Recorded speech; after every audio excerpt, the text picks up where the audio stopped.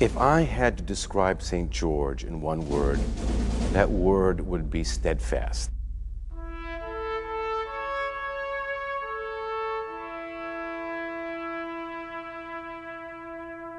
Triumphant. Young. Victorious. It would be warrior.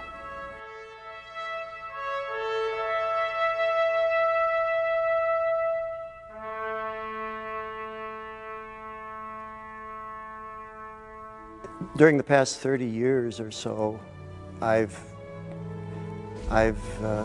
executed, I guess is the word, an uncounted number of images, icons. And the very first one that I attempted to depict, it was an icon of St. George. I spent literally dozens and dozens of hours making a pencil sketch of St. George, which I still have. And interestingly enough, it never proceeded to the next stage.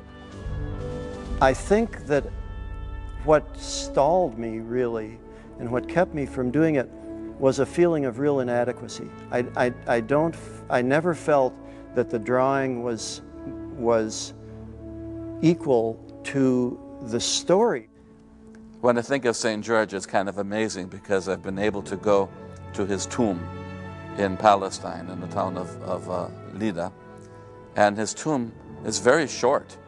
And when I think of St. George as a great saint, I've always pictured somebody who was kind of tall, and that's the way that we kind of have this idea of the stature of the saints. I don't know, they either had to cram him in there or he was not that tall a man, but he was tall in other ways. When in my mind comes the image of St. George, the Victorious, as his full title, what it comes to me is the etymology of the word Georgios, Georgos, the tiller, the one who cultivates.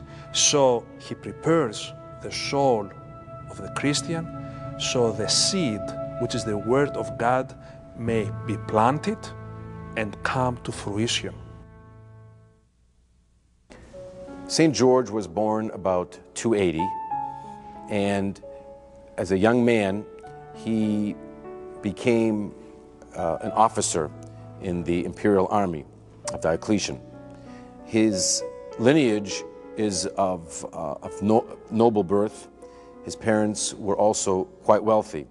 And so it was not at all unusual for a young, noble man, robust, strong man, to enter into military service. That was, if anything, the norm. And so St. George did that.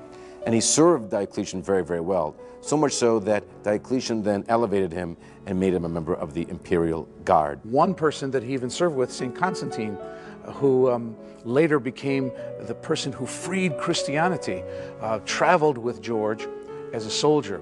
And George was a tribune, and the tribunes were extremely powerful. They were like the sergeants. He controlled a lot of men under him, and he rose in the ranks. And at 20 years old, he received honors from the higher authorities that very few had received up to that time. While he was a young man and a soldier serving the army, he was stationed in Libya, North Africa. And in a town nearby there was a dragon. Now, some of the sources say that it was a dragon-like creature, like a crocodile with wings. Others say that it was just a terrifying and monstrous crocodile. Whatever, this beast was terrorizing this one town. And so what happened was the townspeople then, who were being devoured slowly but surely by this creature, then retreated into the fortified area of the town. And it was a town not very small, about 15,000 people, that had to go within guarded walls, because all the major cities, or even smaller cities of the time, because of barbaric invasions, would build great walls around the city and would barricade only one entrance sometimes to the city, or two entrances, so as to keep barbarians from being able to attack and to conquer the city. They locked themselves behind this wall with only what they possessed inside the wall. Evidently, this creature had such a powerful stench from its mouth that anyone, even inside the fortified town, that would be nearby, if the dragon opened his mouth and breathed forth, would die from the foul stench that emanated from his mouth.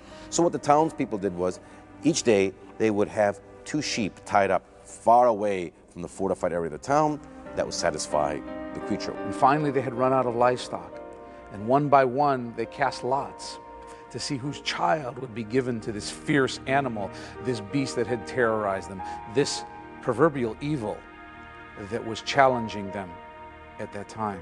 And one day it fell upon the king's daughter, and sure enough, she was taken outside the city's walls, tied up, and she was waiting to be devoured by the dragon. And the king's daughter was taken out in a royal white garb, history tells us, probably wedding garb, because of the agony and the horror of the king having to sacrifice his own daughter, the princess. He wanted her to look like a princess, to be wed to death. Instead, she was to be wed to Jesus Christ, even though she didn't die in the incident, because the great martyr and the great warrior George, upon hearing of the plight of this town and being in the area, rode with his battalion into the area and took on the dragon alone.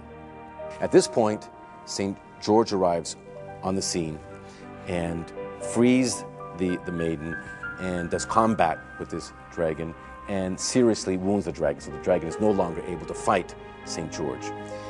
And then at that point, St. George ties up the dragon, binds it up, and drags it back into the fortified city. And when they asked him how he accomplished this feat that none of them could have accomplished, he gave all the glory and he gave all the power to Jesus Christ. They asked him, who was this Jesus? And before he kills the dragon, he tells the townspeople that if they convert to Christianity, that he will slay the dragon for them. And of course, they agreed to do that after seeing what no one else could do being done by St. George. They agreed to accept Christ, and he slays the dragon. When I was a young priest in my early priesthood, I had met an individual who was a devout Orthodox Christian, and he was leaving on a journey. He did not tell me where he was going, and so I pulled out of my wallet a paper icon of St. George, and he took the icon with him. And a few years later, he came to church one Sunday, and he hands me the icon. And I look at the icon and I say, what has happened to it? Because the icon was all worn down. You could barely even see the saint. And he said, I had that in prison with me when I was a captive in Iran. What happened was he ended up becoming one of the hostages in Iran when Khomeini had taken some American prisoners. And they stripped them all down and took everything from them. And he had this icon on him. And it was taken from him by the guard. And later in the evening, the guard returned and handed him back the icon and allowed him to keep the icon. And during his whole time there in imprisonment, he said that he felt that St. George was always with him, that he felt his presence, and that he knew that eventually he would be returned safely to his home. And he says, turn the icon over. And I turned the icon over, and it said, St. George, protector of captives.